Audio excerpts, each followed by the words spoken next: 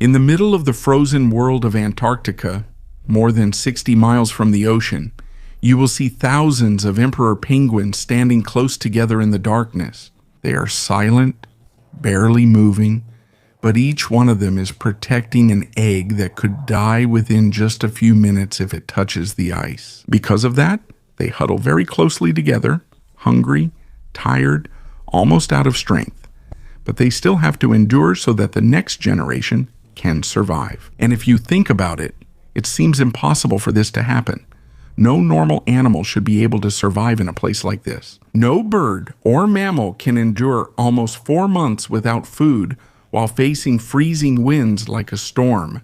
But this is exactly the life that emperor penguins choose.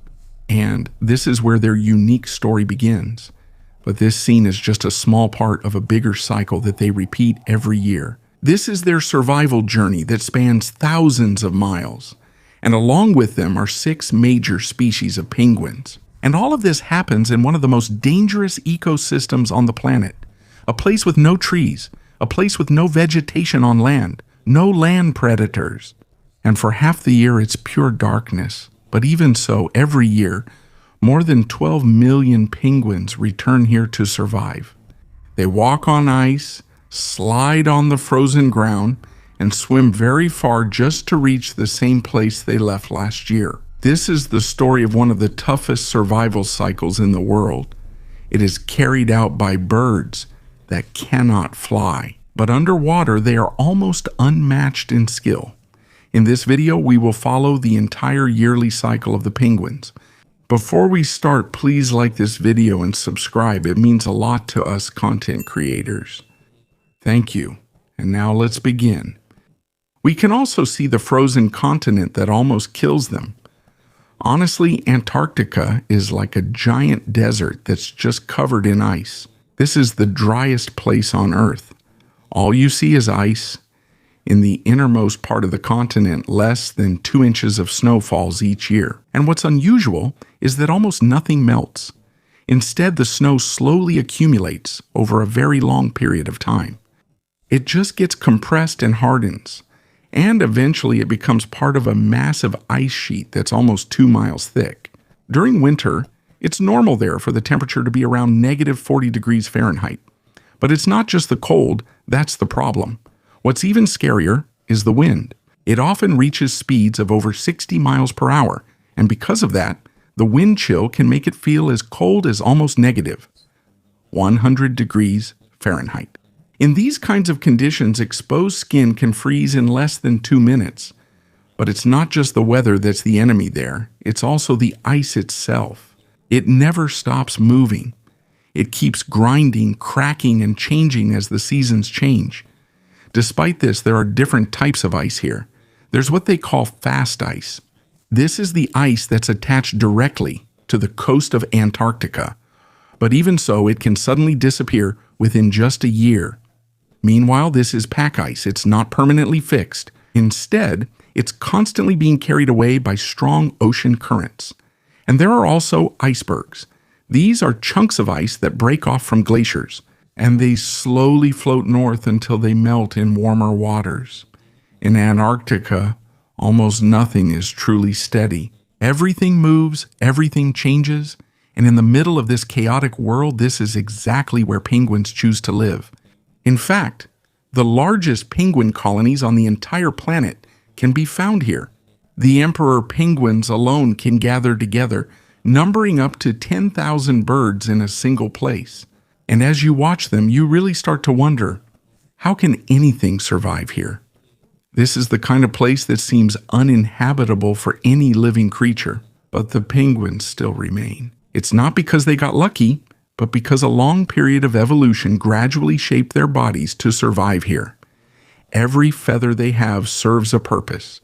Every dive into the freezing icy sea is part of their survival. Even their simple huddling together is a result of millions of years of adaptation to the extreme cold. But in exchange, life is extremely difficult. Almost no other animal can pay the price needed to survive in Antarctica. While other animals escape to warmer places during winter, emperor penguins do the opposite. Their breeding season actually begins during the harshest time in Antarctica. As the sun disappears and the temperature drops even further, that's when they head deeper into the icy continent. For most animals, winter is just a time to survive. But for the emperor penguins, this is the only season. This is when new life can begin. And even though it sounds brutal, there's a very specific reason why. When the sea ice in Antarctica becomes widespread, that's when the ice becomes strong enough to support the massive colony of penguins. They need a wide and stable platform, flat, thick, and far from predators in the sea. If they wait until summer, the ice will break and their chicks will hatch surrounded by open ocean. That's why they travel early. In the middle of the darkness, long lines of penguins slowly walk toward the interior of Antarctica. They're heading to a place that seems lifeless at first glance. It's a vast, flat expanse of ice that will remain frozen, just enough for them to raise a single chick. And each female lays only one egg, one chance, one life. That's why transferring the egg to the male penguin is so important. The transfer has to be perfect. If the egg touches the ice even for just a few seconds, it will freeze immediately and die. After that careful handoff, they will go their separate ways. The females will return to the sea to look for food. Meanwhile, the males will be left in the darkness. They will guard the egg as the coldest months of the year pass. And this is where their real test begins.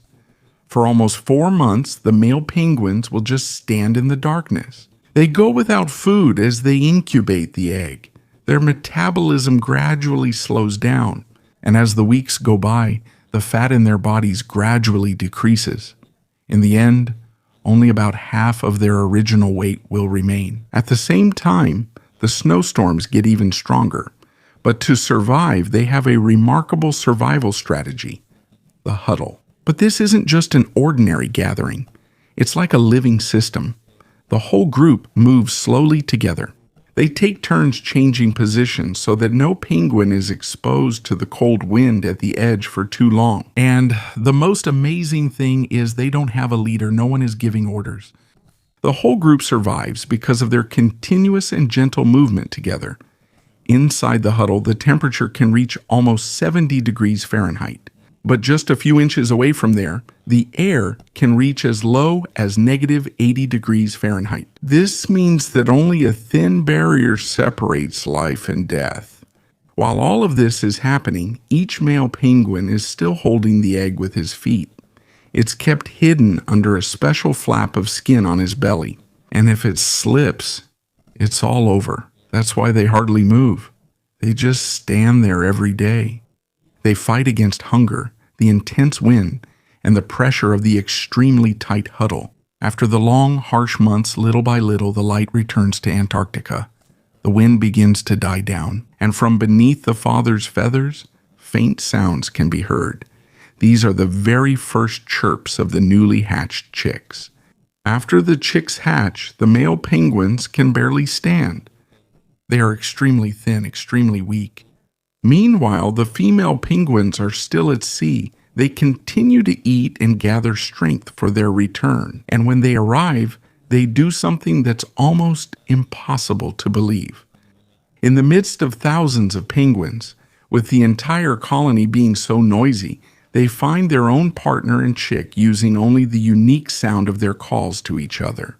It's like each penguin has its own voice signature, and that's the only thing they follow in the midst of all the chaos. Once the chick has been safely transferred to the mother, that's when the final journey of the male penguins begins, back to the sea. But even this is still a tough challenge. After more than 100 days without food, they have almost no strength left in their bodies, and not all of them make it back alive. But those who make it to the water, they almost immediately dive in to eat and recover during the short Antarctic summer. For them, the hardest part is over. But for the newly hatched chicks, that's when the real struggle begins. Because they were born in the coldest place on Earth, the ice is slowly loosening.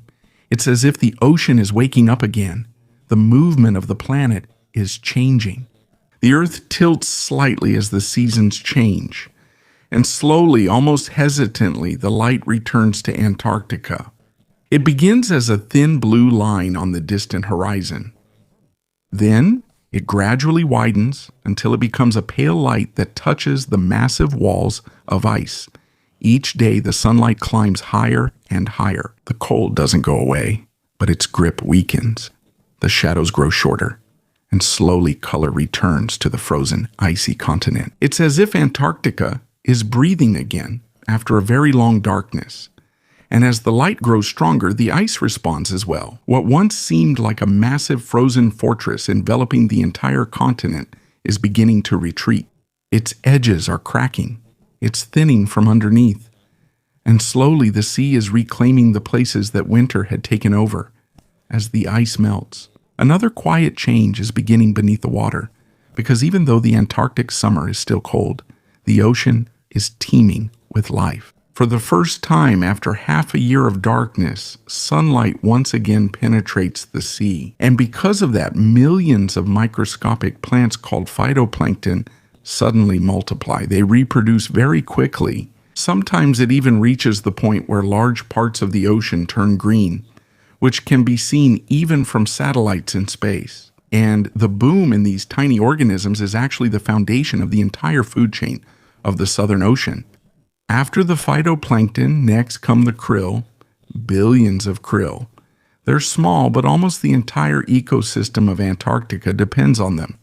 Timing is very important. Krill need the warming and melting of the ice. Predators need krill to survive. And penguins need both. As the ocean comes alive, the entire coastline of Antarctica suddenly becomes busy as well. One of the first to appear are the Adelie penguins. They are smaller than emperor penguins, but they are fast, brave, and skilled at moving on land. They return to the rocky shores where the snow has melted, and there they begin to build nests using small stones, one stone at a time. Sometimes they even steal from other nests. It's a nonstop scramble as territories are constantly fought over and reshaped. Further north, the Gentoo penguins arrive after coming from long feeding trips at sea during the winter. They prefer shores that are almost free of ice, and they're willing to travel very far just to find the right place. Their breeding cycle is more flexible compared to other penguins. They adapt more quickly to changing environments. After that, chin-strap penguins will appear on the islands and peninsula, where the summer is short but predictable. They got their name from the thin black line under their beak that looks like a strap. But their real secret to survival is timing. They time their return exactly to the period when krill are most abundant. If they come back too early, the chicks will starve. If they're late, the adult penguins will run out of food. In Antarctica, everything depends on perfect timing, every nest, every migration, every hatching of an egg. Everything is aligned with the movement of the ocean. And as the sea becomes more active, the dangers also increase. Seals appear between the cracks in the ice, while they hunt in waters that were still frozen just a few weeks ago. The leopard seals, on the other hand, wait at the edge of the melting ice. They're on the lookout for young penguins entering the sea for the first time. They float silently, like shadows slowly searching for movement. In the air, giant petrels circle along the coast. They're always waiting for an opportunity, and beneath the cold waves, the orcas slowly pass by. Fast, silent, and every move they make is extremely precise as they hunt in the freezing, icy ocean. The dangers also come in different forms. Orca hunting techniques depend on their group. Some pods specialize in hunting seals, others target penguins. And there are those who work together as a team to create strong waves that hit the ice until their prey falls into the sea. They are the true kings of the Antarctic Ocean. And as the ice melts every summer, the area they can move around in becomes even larger.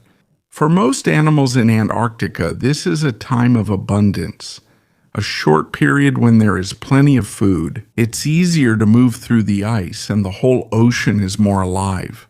But deep within the continent, all of this seems meaningless. Because far from the coast, the emperor penguins are still standing on the frozen, icy ground. While they protect their newly hatched chicks against the lingering cold of winter, it's as if their world is a few weeks behind compared to other parts of Antarctica. And it's rare for these two seasons to perfectly align. While it's already summer on the coast, it still feels like winter inside the continent. This is one of the reasons why the lives of penguins in Antarctica are so different. It's not just biology that determines how they survive. Geography, the movement of ice, and the changing light that controls nearly all life in this place are also factors. And what happens next to a penguin also depends on the place it chooses to live. And one of the most extreme examples of this can be found on remote islands more than 1,000 miles away from Antarctica. A place where summer doesn't just return, it seems to explode with life. This is South Georgia, a sub-Antarctic island that almost seems too gentle compared to the brutal continent to its south. Summer lasts longer here, the sea is richer in food, and the shape of the ocean floor around it is also unique. Because of that, a huge amount of nutrients rises up from the depths of the sea. Cold and warmer currents collide and the deep waters continue to circulate upward. As a result, this is one of the most productive marine environments on Earth. It's like a giant buffet of food for all the predators, scavengers, and seabirds around. And in the middle of all this, on the narrow shore called St. Andrews, you can find one of the largest king penguin colonies on the planet. When you look from afar, the whole place looks like a single moving carpet of black, white, and gold. But when you get closer, that's when you truly feel its size. More than 500,000 king penguins are crowded on the beach, on the plains, and even on the slopes near the glaciers. They call out to each other all at once until it becomes almost overwhelming. The entire colony sounds like a loud metallic roar. Thousands of parents and chicks are all searching for each other at the same time in the middle of the noise. And this is very different from the world of the emperor penguins we left earlier. King penguins don't march into the continent. They don't incubate their eggs in the darkness while battling snowstorms in the cold. Their survival strategy revolves around a simple advantage. They never lose access to the sea. Food is always nearby. They breed directly on land. No ice, no frozen platform. And there's no brutal winter survival challenge like what the emperors go through. Their nests are simple. Just a small vacant space in the middle of a very crowded colony. But even though their environment is easier, they raise their chicks more slowly. It takes more than 14 months before a king penguin chick is fully grown. Sometimes there are even pairs that skip a breeding season because raising their chick extends into the next season. While the emperor penguin chick hatches and learns to survive much faster, the king penguin chick is sometimes just starting to grow its first real feathers. And this long cycle only works because of one important thing that Antarctica itself cannot provide: stability. In South Georgia, the sea is open almost all year round, and for most of the season, there is still enough food for the whole colony to survive. The climate in South Georgia is more stable compared to Antarctica. That doesn't mean life there is safe, because the entire colony of king penguins is like a living city, crowded, noisy, and there's constant movement. Adult penguins push each other while looking for space. They compete for spots. Meanwhile, the chicks form large groups for protection. These are called creches. Clusters of fluffy brown chicks huddle together while their parents are out at sea hunting for food. These groups are noisy, chaotic, and they're always shifting positions as the hungry chicks push each other, hoping that the next one to return will be their own parent. Meanwhile, the adult penguins keep diving into the ocean to hunt for lanternfish, squid, and krill. This is the fuel that drives the entire ecosystem of the area. But when there's plenty of life, there are sure to be plenty of predators too. On the edge of the colony, skua birds circle around as they search for eggs or chicks left unattended. Up above, giant petrels silently fly as they scan the entire colony, searching for weak or injured penguins. And by the shore, fur seals and elephant seals wait for any slow or hesitant penguin to make a wrong move. Far out at sea, orcas swiftly pass by as they hunt together. Sometimes they push the penguins into deeper and more dangerous parts of the water, but even so, the king penguins still survive. It's not because of extreme endurance like the emperor penguins, but because of their numbers and how fast they move. And with so much food in the water supporting them, their strategy is simple. Raise the chicks slowly. Feed them enough and stay alive until the next season comes again. Although Antarctica is known as the continent of ice, the edges of the Southern Ocean look very different. Instead of just ice fields, you'll find a mix of islands, cliffs, grasslands, and rocky beaches here, where penguins struggle to survive in places that seem impossible to live in. These are not the large emperor colonies deep in the interior, and these are not the extremely dense king penguin colonies of South Georgia either. These are smaller worlds, scattered, stormier, steeper, and changing faster than the places closer to the South Pole. But surprisingly, this is actually where most of the penguins live. They avoid the innermost part of Antarctica. They don't like the extremely long, dark winters. Instead, they survive by adapting to whatever changes occur at the edge of the Southern Ocean. For them, evolution needs to be flexible here. As you go further north, the coasts become steeper and are shaped by the wind. This is the territory of the rockhopper penguins, and their survival strategy is simple but intense. They will leap into the midst of strong waves, climb steep rocks, and build nests in places that seem impossible to reach. But the effort is worth it because they are protected there from most predators. The big waves can't reach their nests, and just below them is the cold, nutrient-rich sea. The rockhopper doesn't rely on sea ice or stable weather. They rely on their speed and agility, and that's exactly why they can live in places where almost no other penguin would dare to go. Their survival depends on constant movement and quick decisions. And for now, that agility is helping them cope well. There are rapid changes happening around them. Then, the landscape changes again and again. The Falkland Islands almost seem gentle compared to Antarctica. There are rolling hills, tall grasses, dark and wet peat soil, and long beaches. Several species of penguins live together here, but each one has its own way of using the land. The Magellanic penguins, for example, dig burrows in the ground. They raise their chicks there underground. And when the season is good, the Falklands offer something rare in the Southern Ocean, a longer and milder summer. And because of that, it's easier for them to raise their young.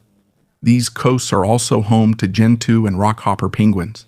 Each species has its own space among the grasslands, rocks, and shoreline. In other island chains like the South Sandwich Islands and South Orkney Islands, the challenges are different. Steep terrain, shifting ice, and unpredictable storms. Here, the macaroni penguins dominate. Their colonies cling to wetter and slipperier slopes that seem almost impossible to live on. But even so, thousands of penguins still manage to raise their chicks there every year. But as their lives go on, a much bigger change is slowly approaching. Right now, the warming of the Antarctic Peninsula is happening very quickly. It's happening so fast that even scientists are surprised. The glaciers are slowly shrinking. The pattern of snow is changing, and the places that used to freeze every winter are now just open water. Meanwhile, beaches that used to be stable all season are now collapsing or eroding earlier, and the penguins feel this right away. The Adelie penguins, for example, have long been known as true ice penguins. They used to be abundant in the northern peninsula. They rely on predictable sea ice to find food and on a stable summer to nest. But when the sea freezes late, or when the ice breaks up too early, their entire breeding schedule is disrupted. Many colonies have already shrunk. It's not because they're weak, but because the environment no longer follows the rhythm they've been used to for such a long time. But the opposite is happening to the gentoo penguins. For them, change is an opportunity. They prefer open water. And They adapt more quickly when conditions change. As the peninsula gets warmer, they gradually move away from the north and toward the colder parts of the south, places that used to be too cold for them. And this shows how quickly wildlife can change, and how quickly their world itself is changing. The chin-strap penguins, on the other hand, seem to be caught between the two. They live on rocky slopes in different parts of the region. They are skilled hunters, fast and efficient in the water. But there's one big problem. They rely too much on krill. When the number of krill goes down, their colonies also shrink. And here you can see the big differences between each species. While some penguin populations are decreasing, others are expanding their territory. All of this is happening at the same time. The effects may be different for each species, but the problem is heading in the same direction. The Southern Ocean is changing much too quickly compared to how fast many penguins can adapt. Some of them will be able to move to new places. Some will survive by changing their behavior, and there are those that might completely disappear from places they once dominated, because throughout their entire history, penguins have always lived at the very edge of this world's limits. But now, those very limits are slowly shifting, and each species, they have to decide whether they can keep up with this or not.